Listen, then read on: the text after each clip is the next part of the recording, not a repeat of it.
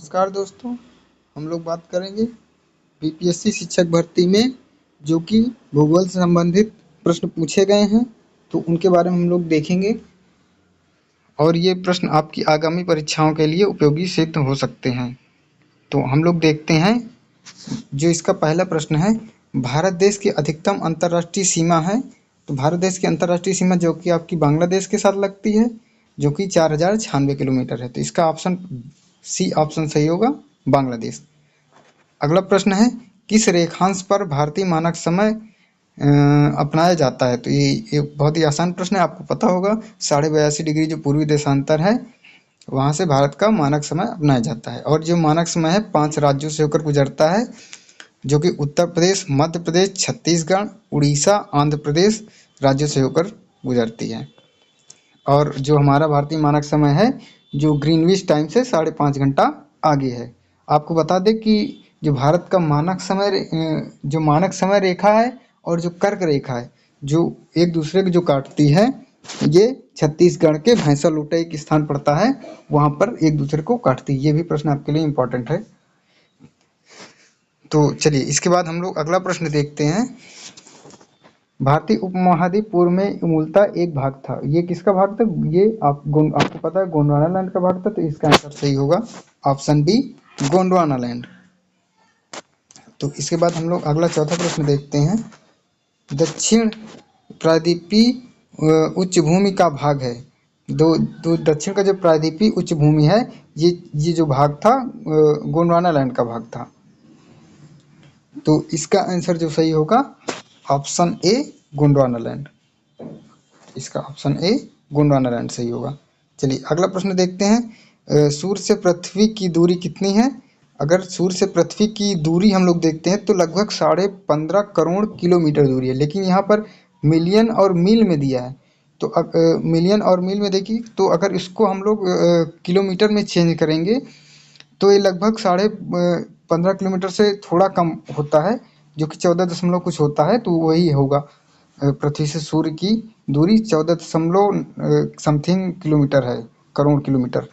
तो लगभग 15 करोड़ किलोमीटर लगभग में आएगा, इसको अगर हम चेंज करेंगे, क्योंकि 1 मिलियन में हमारा 10 लाख होता है। तो अगर हम इसको आप लोग गुणा करके देख लीजिएगा, 93 मिलियन है, और इसको 1 मिलियन में आपको पता है 10 लाख होता है। तो 10 लाख और उसके बाद आपको मील को हमको किलोमीटर में चेंज करना है, तो लगभग 1.6 किलोमीटर। तो ये सब आप गुणा करेंगे तो लगभग आपका लगभग में 15 करोड़ किलोमीटर हो जाएगा। 15 करोड़ किलोमीटर होगा। चलिए इसके बाद हम लोग अगला प्रश्न देखते हैं। तो इतना समझ में आया होगा कि इसका जो आंसर सही होगा आपका 93 मिलियन मील। अगला प्रश्न हम लोग देखते हैं। निम्नलिखित नगरों में से कौन सा नगर कर्क रेखा के उत्तर में अवस्थित है? तो कर्क रेखा जो 23.5 डिग्री भारत से होकर गुजरती है, उसके उत्तर में कौन सा स्थित है? तो ये आइजोल होगा। तो इसका आंसर क्या होगा? आइजोल। ऑप्शन बी, आइजोल सही होगा। इसके बाद हम लोग अगला प्रश्न देखते हैं। सातवां प्रश्न, भारत में सबसे शुष्क स्थान जो है, आपको पता है कि सबसे शुष्क स्थान आपका पड़ता है राजस्थान का जैसलमेर। तो इसका जो आंसर सही होगा ऑप्शन सी, जैसलमेर, जहां 10 सेंटीमीटर से भी कम वर्षा होती है।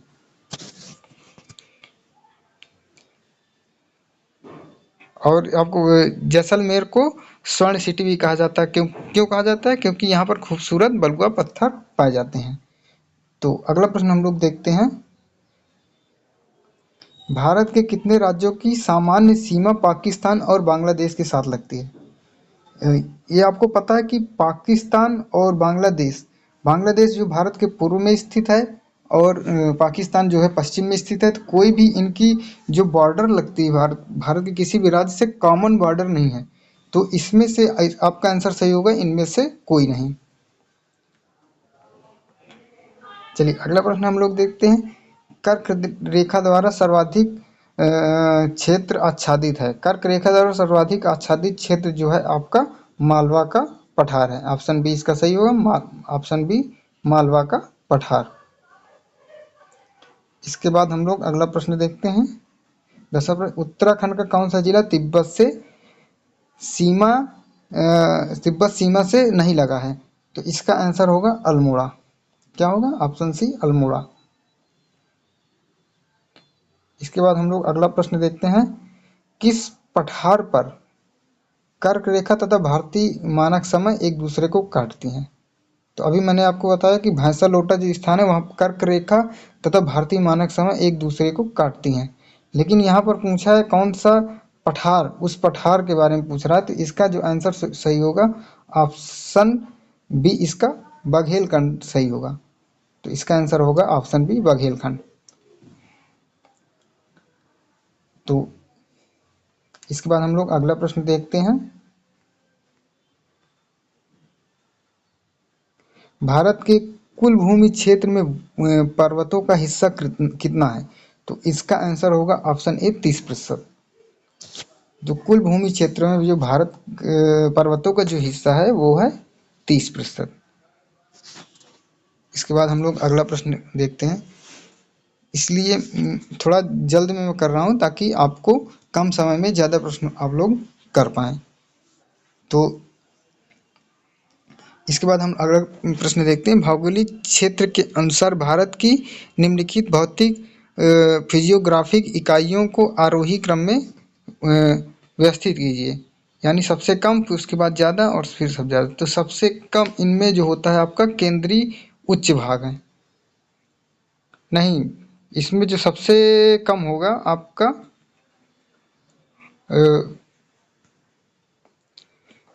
सबसे कम जो होगा आपको पर्वत हैं, आपको पता होगा। और सबसे ज़्यादा जो भाग है इसमें वो मैदानी क्षेत्र है। तो अगर आरोही क्रम में हम लोग देखें तो सबसे ज़्यादा जो भाग होगा वो महान मैदान वाला होगा, ऑप्शन जो 2 है। तो इनमें सबसे कम वाला सबसे पहले होगा, यानी सबसे पहले होना चाहिए उत्तरी पर्वत, यानी 4। तो इसमें कोई भी ऑप्शन नहीं दिख रहा है। और सबसे ज़्यादा जो होना चाहिए उस सबसे लास्ट में वो महान मैदान, यानी ऑप्शन 2 होना चाहिए, जो कि किसी भी ऑप्शन में नहीं है। तो इसके लिए इसका ऑप्शन कोई भी नहीं होगा, उपर्युक्त में से कोई नहीं। देखिए इनका प्रतिशत भी देख लेते हैं हम लोग। जो महान मैदान का जो प्रतिशत है वो है 43.2%। और केंद्रीय जो उच्च भूमि है वो 27.7% है। और जो पहाड़ियों का प्रतिशत है 18.5%। और जो ऊंचे पर्वत हैं 10.6%। तो इसमें से कोई भी ऑप्शन सही नहीं होगा। चलिए हम लोग इसके बाद हम लोग अगला प्रश्न देखते हैं। केंद्रीय उच्च भूमि के संबंध में निम्नलिखित कथनों में से कौन सा सही है? तो कौन सा सही होगा?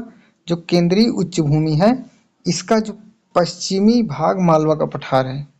हाँ, ये तो सही हो रहा है। पश्चिमी भाग जो है इसका मालवा पठार है। यह दक्कन पठार का भाग है। हाँ बिल्कुल सही, दक्कन पठार का भी भाग है।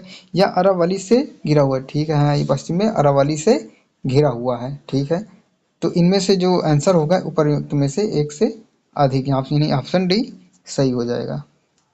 इसके बाद हम लोग अगला प्रश्न देखते हैं। इसके बाद हम लोग अगला प्रश्न देखते हैं। भारत की सबसे ऊंची पर्वत श्रेणी कहलाती है? भारत की सबसे ऊंची पर्वत श्रेणी आपकी है भारत की एवरेस्ट। अगर भारत में पूछे तो आपकी केटू। भारत की सर्वोच्च पर्वत शिखर जो कि आपकी केटू गाडविन ऑस्टिन है, जो कि ऑप्शन सी इसका सही होगा केटू। और दूसरी पूछे तो कंचनजंगा दूसरी है, पहली है केटू। जो एवरेस्ट है आपका नेपाल में पड़ता है।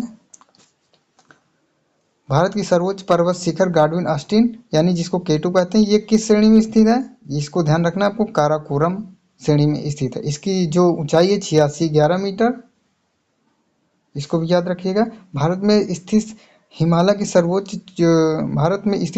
की सर्वोच्च चोटी कंचनजंगा है।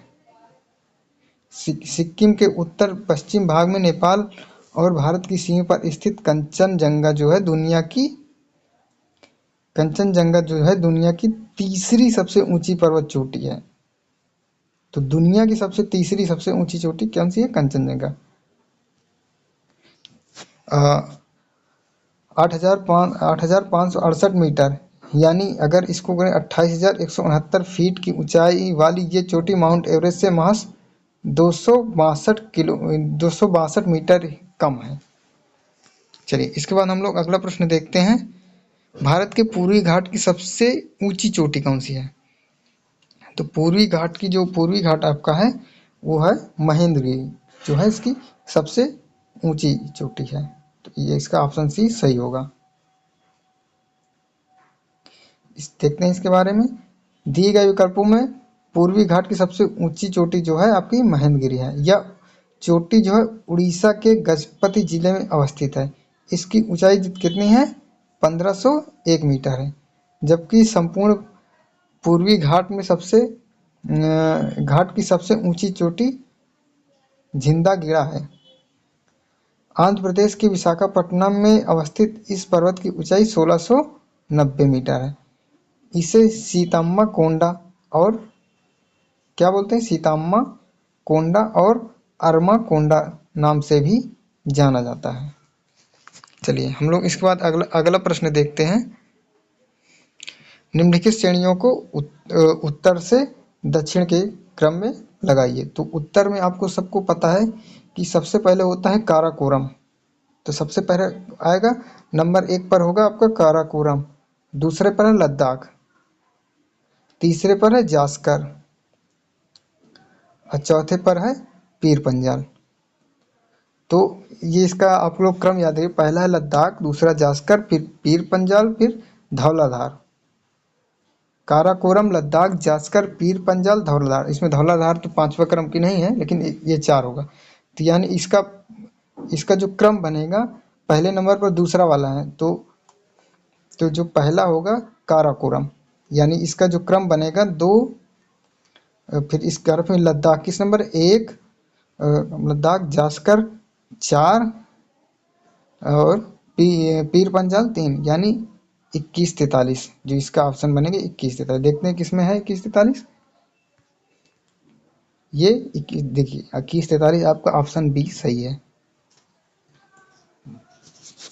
काराकोरम, लद्दाख, जास्कर, पीर पंजाल। चलिए इसके बाद हम लोग अगला प्रश्न देखते हैं।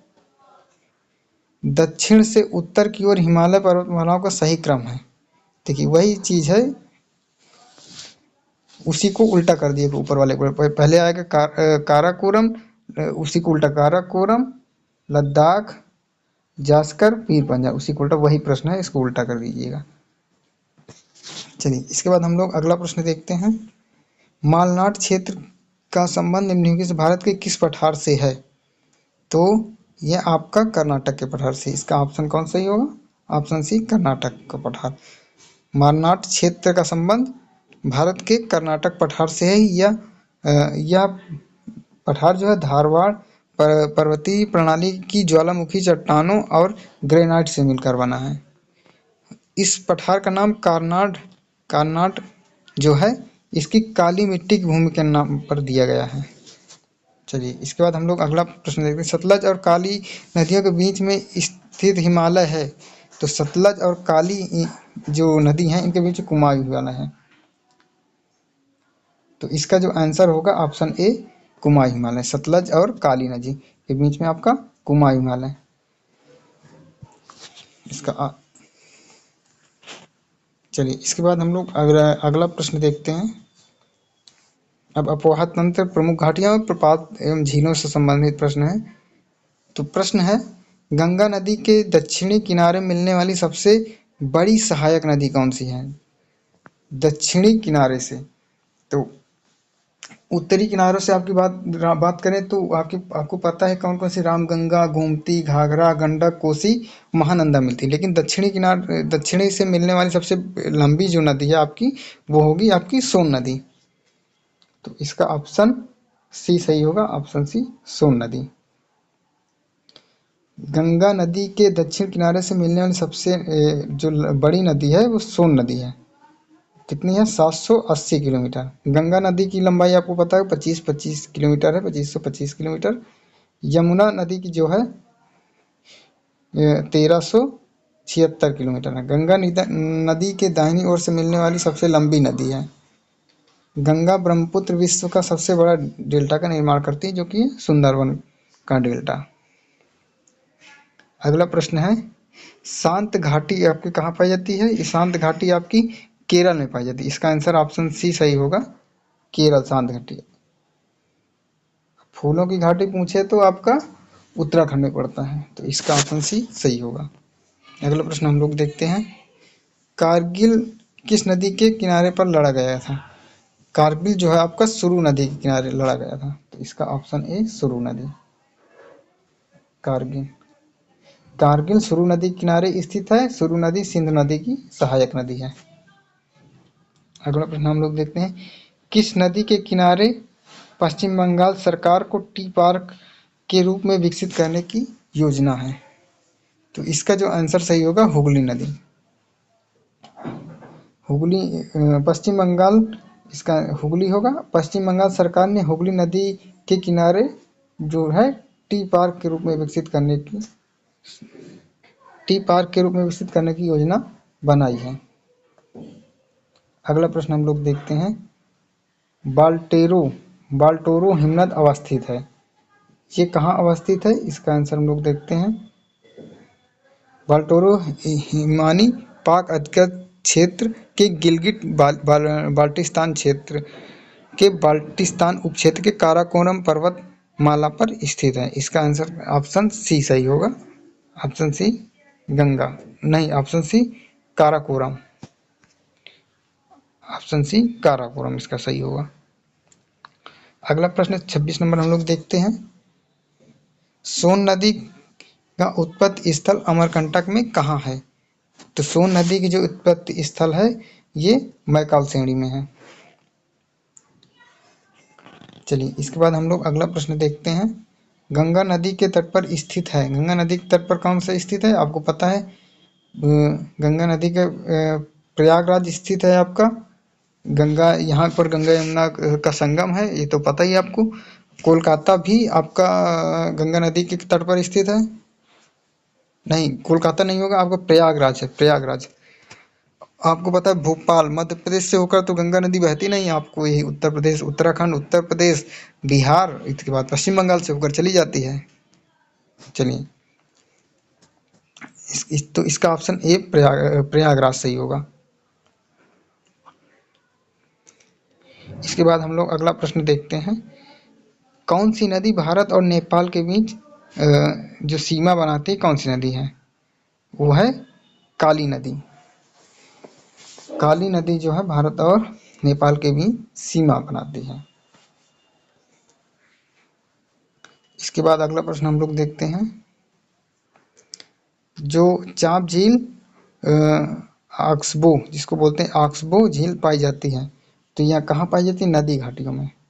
आपको पता होगा जो चाप झील है, विसर्ग के रूप में जो नदियाँ बहती हैं वो एक चाप झील का निर्माण कर, जैसे ऐसे बह रही नदियाँ अब बीच में आती हैं, ये धीरे धीरे जल भराव करती रहती हैं। कल एक समय ऐसा आता है कि ये जो सर्प विसर्ग के रूप में न बहकर सीधा बहने लगती। जब सीधा बहने लगती तो ये जो पानी का भराव क्षेत्र होता है, यहाँ पर आपको एक झील का निर्माण करती हैं, तो उसी को चाप झील कहते हैं। चलिए इसके बाद हम लोग अगला प्रश्न देखते हैं,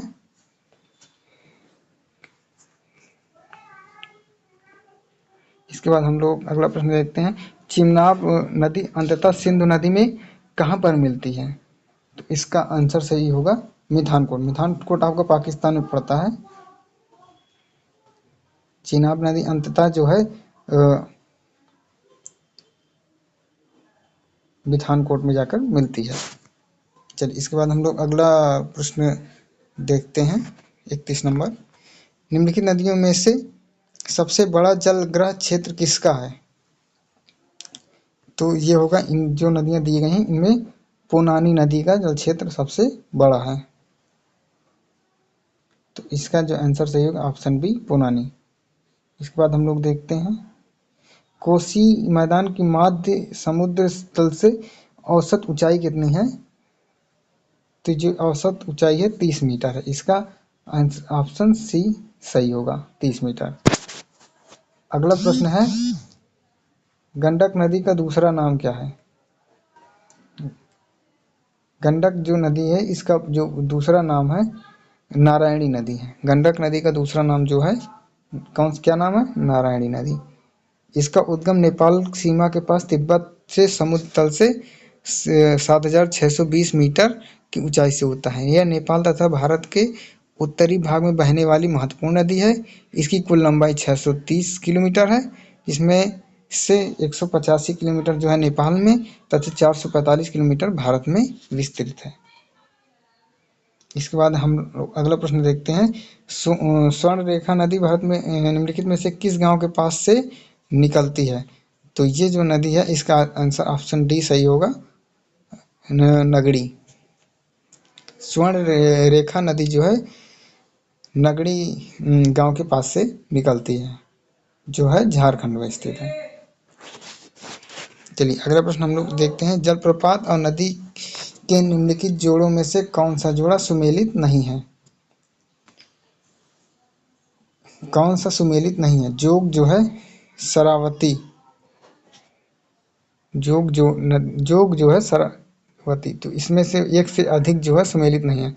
तो इसका पढ़ते हैं, धुआंधार जलप्रपात मध्य प्रदेश के जबलपुर में स्थित है, जो कि नर्मदा नदी पर स्थित है। तो ये आपका धुआंधार जो है गोदावरी नदी पर नहीं है, ये आपका कहाँ पर है? नर्मदा नदी पर। तो ये तो सुमेलित नहीं हुआ। इसके बाद कपिल धारा जो है नर्मदा नदी पर स्थित है। कपिल धारा भी नर्मदा नदी पर, तो ये ऑप्शन बी भी सही है, कावेरी नदी नहीं होगा, इसका नर्मदा होगा, ये नर्मदा नदी। और इसके बाद जो ये जोग या गरसोप्पा जलप्रपात है, ये पश्चिमी कर्नाटक में शिमोगा जिले में शरावती नदी पर। तो ये तो सुमेलित है, तो ये सुमेलित, लेकिन इनमें से बी और सी सुमेलित नहीं, इनमें से एक से अधिक आंसर सही होगा। अगला प्रश्न देखते हैं, लिखापानी हिमनद भारत के निम्नलिखित में से किस राज्य में स्थित है? इसका आंसर सही होगा ऑप्शन ए, अरुणाचल प्रदेश। लिखापानी जो है अरुणाचल प्रदेश में स्थित है। इसके बाद हम लोग अगला प्रश्न देखते हैं,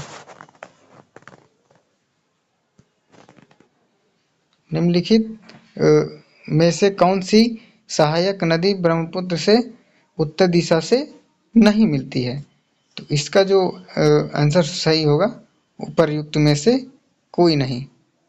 चलिए इसके बारे में देखते हैं, ब्रह्मपुत्र नदी हिमालय के ब्रह्मपुत्र जो नदी है हिमालय के उत्तर में तिब्बत के पठार में स्थित मानसरोवर झील के पास से निकलती है, और यह हिमालय के साथ पूर्व की ओर बहती है।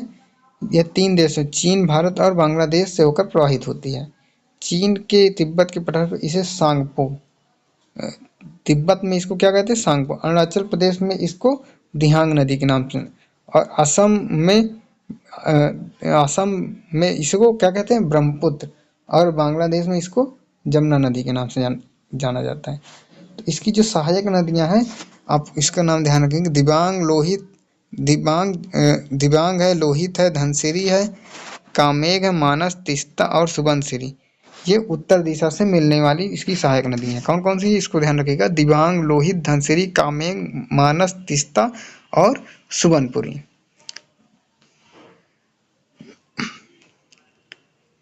तो इसमें से जो कि पूछा तो कौन सी नहीं मिलती, तो ये सभी तीनों मिलती हैं। तो इनमें से कोई भी ऑप्शन सही नहीं होगा, तो यानी ऑप्शन ई।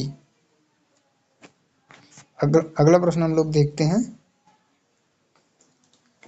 बाढ़ को रोकने की सर्वोत्तम विधि कौन सी है? यह है आपकी चराई। ऑप्शन ए इसका सही होगा, चराई। जो है बाढ़ को रोकने की सर्वोत्तम विधि वनोरोपण है। इसका बाढ़ रोकने की सबसे उत्तम विधि, इसका ऑप्शन इसमें जो है गलत दिया हुआ है, तो इसका ऑप्शन बी सही होगा, वनोरोपण। क्योंकि वन लगाने से आपको बाढ़ को रोक सकते हैं, क्योंकि मिट्टियों को क्योंकि वृक्ष क्या करते हैं? जड़ों को जड़ों के माध्यम से बहुत सारा जल अवशोषित करने में सक्षम होते हैं। चलिए इसके बाद हम लोग अगला प्रश्न देखते हैं। प्रति व्यक्ति प्रति वर्षा जल उपलब्धता के आधार भारत में विश्व में कौन सा स्थान है? तो इसका आंसर सही होगा 133वां स्थान है। विश्व संस्थान के अनुसार प्रति व्यक्ति प्रति वर्ष जल उपलब्धता के अनुसार मामले में भारत 164 देशों में 133वें स्थान पर है। देश के प्रति व्यक्ति जल उपलब्धता की मात्रा में 55 से 44 क्यूबिक मीटर है, जो वैश्विक औसत जो है 3000 क्यूबिक मीटर से काफ़ी कम है। इसके बाद हम लोग अगला प्रश्न देखते हैं। निम्नलिखित में से कहाँ अक्टूबर और नवंबर के महीने में वर्षा होती है? तो अक्टूबर और नवंबर के महीने में ठंडी में वर्षा आपको पता है कि तमिलनाडु में होती है और आपके आंध्र प्रदेश के जो दक्षिण पूर्व क्षेत्र है वहाँ पर होती है। लौटते हुए मानसून से यहाँ पर वर्षा होती है। तो इसका आंसर सही होगा तमिलनाडु आपका कोरोमंडल तट पर पड़ता है, तो ऑप्शन बी इसका सही होगा। चलिए अक्टूबर और नवंबर महीने में लौटते हुए मानसून से, तो इसको लौटते हुए मानसूनी पवनों द्वारा बंगाल की खाड़ी से जलवाष्प ग्रहण करने के बाद तमिलनाडु के तटीय क्षेत्रों में से कोरोमंडल तट में वर्षा होती है। जबकि उत्तर भारत में शीत ऋतु में जो वर्षा होती है उत्तर भारत में, वो पश्चिमी विक्षोभ के कारण होती है, जो कि रबी की फसल के लिए उपयोगी होती है। रबी की फसल में आपका जैसे गेहूं, जौ, चना, मटर, सरसों, अलसी ये आते हैं। तो इसके बाद हम लोग अगला प्रश्न देखते हैं। शीत ऋतु में तमिलनाडु के तटीय क्षेत्र में वर्षा होने के कारण है, ये अभी अभी हम लोगों ने ऊपर देखा है इसके ऊपर वाले प्रश्न में, तो लौटते हुए मानसून से।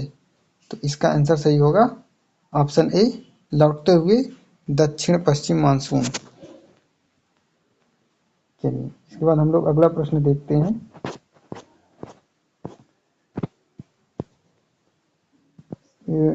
जो भारत में मानसून सीजन में अधिकांश चक्रवातों की उत्पत्ति होती है कहाँ होती है?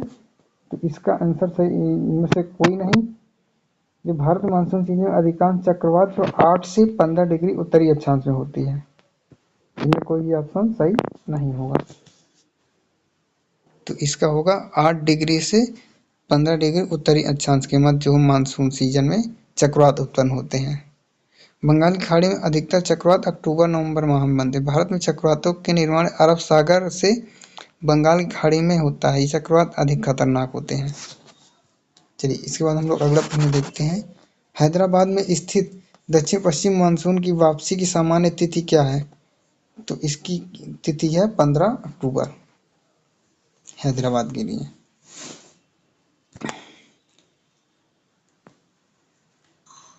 इसके बाद हम लोग अगला प्रश्न देखते हैं। त्रिवार्ता के अनुसार भारत की जलवायु किस प्रकार है? त्रिवार्ता के अनुसार भारत की जलवायु उपोष्ण मानसूनी जलवायु है। क्या है? उपोष्ण मानसूनी जलवायु। इसके बाद हम लोग अगला प्रश्न देखते हैं। निम्नलिखित में से कौन सी मध्यवर्ती गंगा के मैदानी में कृषि जलवायु प्रदेश की विशेषता नहीं है?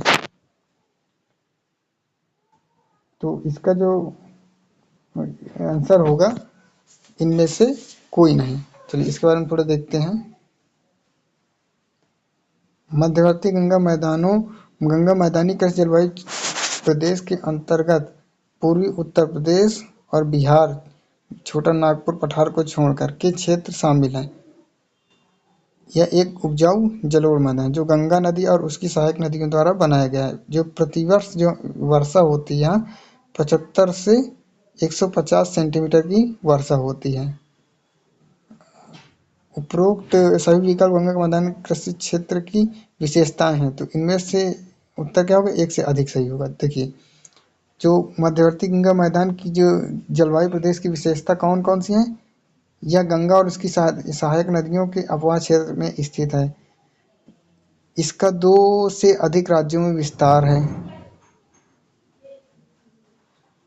और यहाँ प्रतिवर्ष 100 सेंटीमीटर से अधिक वर्षा होती है। चलिए इसके बाद हम लोग अगला प्रश्न देखते हैं। त्रिवार्ता के अनुसार भारत में एम किस प्रकार की जलवायु क्षेत्र है? तो इसका जो आंसर होगा पश्चिमी तटीय। इसका आंसर होगा पश्चिम तटीय। जो इसके बाद देखते हैं, अमेरिकी भूगोल वेत्ता ग्लेन थॉमस त्रिवार्ता के अनुसार सन 1966 में जलवायु वर्गीकरण को प्रस्तुत किया। त्रिवार्ता के अनुसार दुनिया के 7 प्रमुख जलवायु क्षेत्र में हैं। एम प्रकार की जलवायु भारत के पश्चिमी तटीय मैदान क्षेत्र में पाई जाती है। उष्णकटिबंधीय मानसून प्रकार की जलवायु का क्षेत्र है। चलिए इसके बाद हम लोग इसके बाद के प्रश्नों को हम लोग अगली वीडियो में देखेंगे। इसकी हम लोग एक सीरीज रखेंगे जिसमें कुछ कुछ प्रश्नों को हम लोग सॉल्व करते रहेंगे। चलिए मिलते हैं नेक्स्ट वीडियो में, तब तक के लिए धन्यवाद।